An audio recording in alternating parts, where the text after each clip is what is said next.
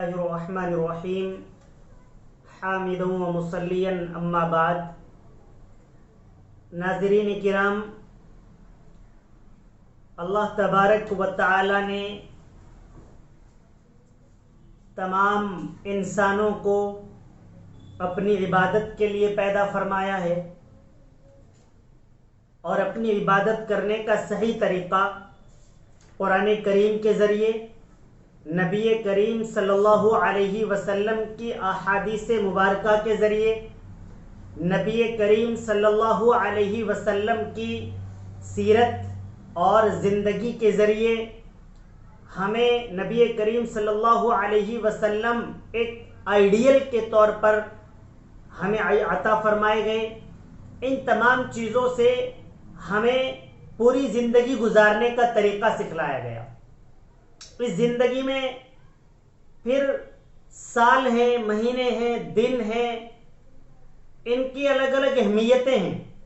کبھی آپ دیکھتے ہیں رمضان مبارک آ جاتا ہے، جو واقعی برکتوں کا مہینہ ہے، فضیلتوں کا مہینہ ہے، بڑی اہمیت کا حامل مہینہ ہے، اور اللہ تبارک و تعالیٰ اس میں مغفرت فرماتے ہیں، بخشش فرماتے ہیں، بہت ساری نعمتیں عطا فرماتے ہیں. عید آتی ہے، عید الاضحیٰ آتی ہے. انہی چیزوں میں ایک بہت بابرکت مہینہ محرم الحرام کا مہینہ آتا ہے، اور اس بابرکت مہینے میں ایک تاریخ 10 تاریخ ہے، 10 محرم الحرام ہے، جسے یوم عاشورہ بھی کہا گیا ہے. اس مہینے میں پھر اس دن کی بہت بڑی اہمیت ہے، بہت بڑی فضیلت ہے. اللہ کے نبی صلی اللہ علیہ وسلم کا فرمان ہے، مسلم شریف کی روایت ہے کہ جو شخص اس دن روزہ رکھتا ہے، اللہ کے نبی کا فرمان ہے، مجھے اللہ تبارک و تعالی سے امید ہے، مجھے اللہ تبارک و تعالی سے قوی امید ہے کہ اللہ تبارک و تعالی اس شخص کو جس نے آج کے دن کا 10 محرم کا یوم عاشورہ کا روزہ رکھا ہے، اللہ تبارک و تعالی پچھلے پورے سال کے گناہوں کا کفارہ بنا دیں گے. پچھلے تمام گناہوں کی معافی کا ذریعہ اس دن کو بنا دیں گے. یہ دن کتنا بابرکت دن ہے، کتنا عظیم الشان دن ہے. آپ جانتے اور سنتے ہیں حضرت موسیٰ علیہ نبینا علیہ السلام کے بارے میں کہ آپ نے فرعون کے سامنے، آپ کی قوم نے، لوگوں نے بڑی دقتیں تکلیفیں برداشت کی.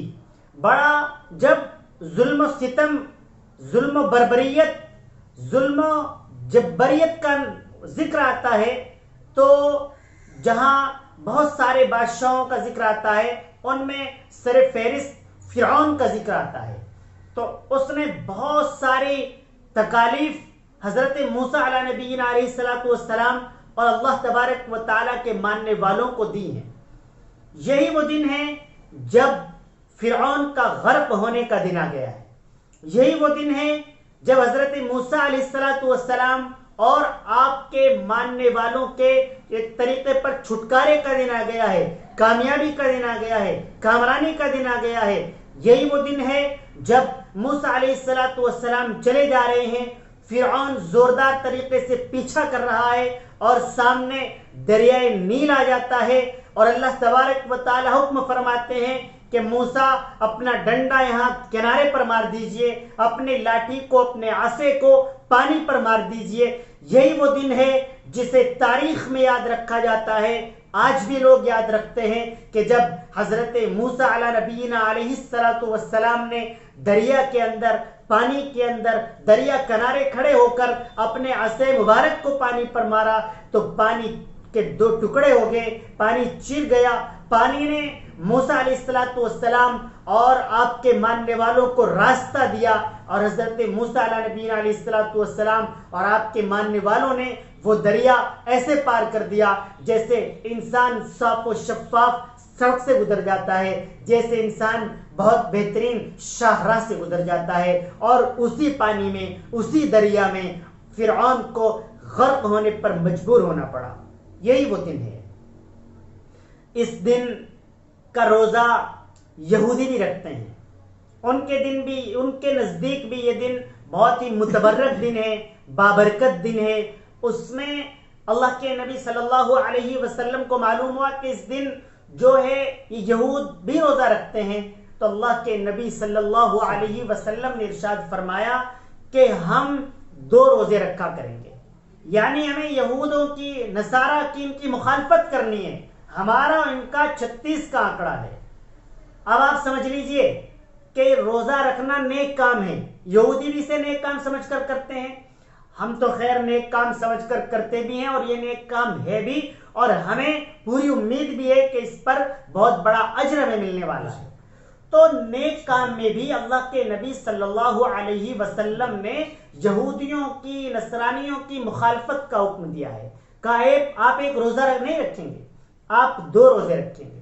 آپ یا تو 9 اور 10 کا روزہ رکھیے، یا آپ 10 اور 11 کو روزہ رکھیے۔ اب آپ اندازہ لگا سکتے ہیں کہ یہودیوں کی جو آج پالیسیز ہیں، جنہیں ہم فالو کرتے ہیں، جنہیں فالو کرنے کو مسلمان اپنے لیے فخر سمجھ رہا ہے کہ میں یہودیوں جیسا لباس پہنتا ہوں تو میری مانیتا بڑھ جاتی ہے، میں یہودیوں والی کریم پاؤڈر یوز کرتا ہوں تو میرا اسٹیٹس اونچا ہو جاتا ہے، میں یہود و نصارہ کے پورے کو آئیڈیل مانتا ہوں، ان کے ایک ایک شخص کو، ان کے بڑے چھوٹے کو فالو کرتا ہوں تو میری دنیا کے اندر حیثیت الگ ہو جاتی ہے۔ تو آپ یاد رکھو کہ اللہ کے نبی نے اچھے کاموں میں، نیک کاموں میں بھی یہودیوں کی مخالفت کا حکم دیا ہے، تو برے کام، رذیل کام، بیکار کام، فضول کام، ان میں ابھی اگر ہم یہود و نصارہ کی کو آئیڈیل مانیں، ان کے طریقہ کار پر عمل کریں، ان کے کیے ہوئے کام کو اپنے لیے بہتر سمجھے، اپنے اسٹیٹس کے اضافے کا اس چیز کو سبب سمجھے، وجہ سمجھے، اسے ریزن جانے، تو ہمارے لیے تباہی کا اس سے زیادہ اور کوئی ایشو نہیں ہو سکتا ہے۔ میں ناظرین کرام سے اپیل کروں گا کہ آج کے دن کے روزے کا اہتمام کرنا چاہیے۔ پورے مہینے میں جو بھی دن آپ کو مل سکتا ہے آپ بہت روزہ رکھ سکتے ہیں، آپ کو روزہ رکھنا چاہیے۔